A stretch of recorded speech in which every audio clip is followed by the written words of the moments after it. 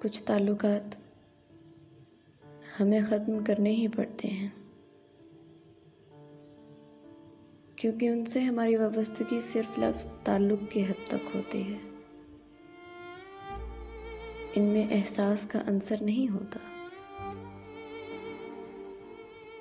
इन्हें निभाने के नाम पर घसीटना पड़ता है, कभी पुराना हवाला देकर तो कभी कोई नया नाम दोहराकर। और ज़रूरी नहीं कि हम इतने मजबूत हों कि ऐसे ताल्लुकात को घसीट सकें। तो बस जो ताल्लुक आपको दुख दे, तकलीफ़ दे, आपकी दिल आज़ारी करे, उसको ख़त्म करना ही आपके लिए बेहतर है।